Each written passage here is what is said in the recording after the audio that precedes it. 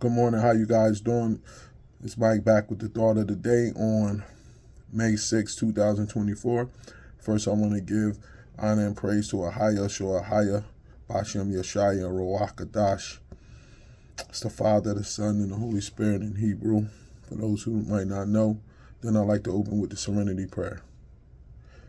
God, grant me the serenity to accept the things I cannot change, the courage to change the things I can, and the wisdom to know the difference. May your will, not mine, be done. Today, I like to read from the Came to Believe Alcoholics Anonymous literature book. It's a book full of stories of how people came to find God before or during their recovery. It's a great read.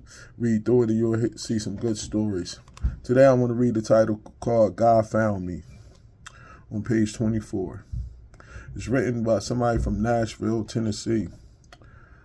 It reads, I believe that God found me more than I found him. It was similar to watching a child walk.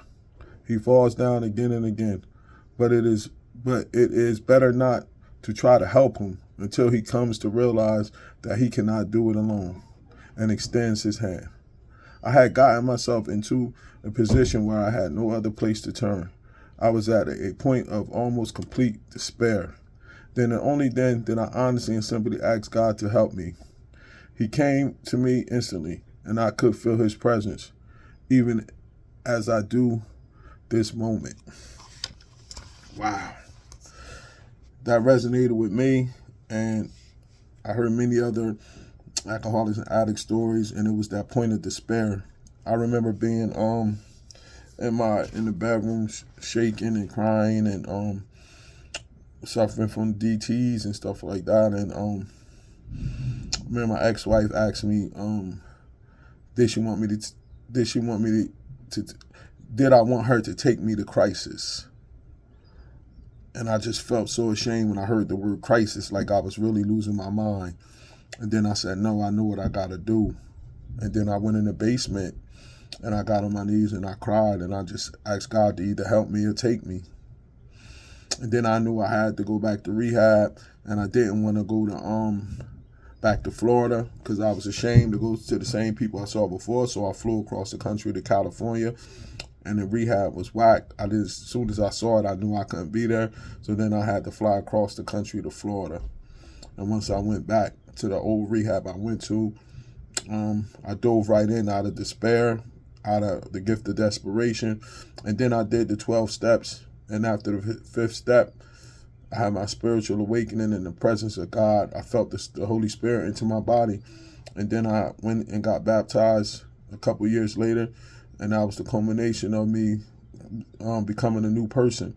But it all went back to that moment of despair, that moment where it was nobody I could call that would help me. It was nobody else I could talk to. It wasn't no more money, women, accolades, or anything that I couldn't escape from. I had to go to him. And that's the difference with how I was raised. And I listened to some like preachers and stuff that used to talk about he was at the mountaintop and you could reach up. Nah, he came and got me when I was at my bottom. You know what I'm saying? They said if you take a step towards him, he'll take 2 towards you. And when I got on my knees that day and asked them to either help me or take me, then that's when he started to move in my life. You know what I'm saying? And they always say like I believe that some of the times you think is the worst moments in your life be the best moments because it's the start of your new life. I just didn't know it, but I was at my bottom. You know what I mean? I remember picking up the garbage that night and taking it out to throw it away. And it was about, I used to go around to my sister lived in a complex in Ewing, and I used to go to her complex to throw my bottles away because I had a lot of them small airplane bottles, and I was ashamed for my garbage person to pick it up.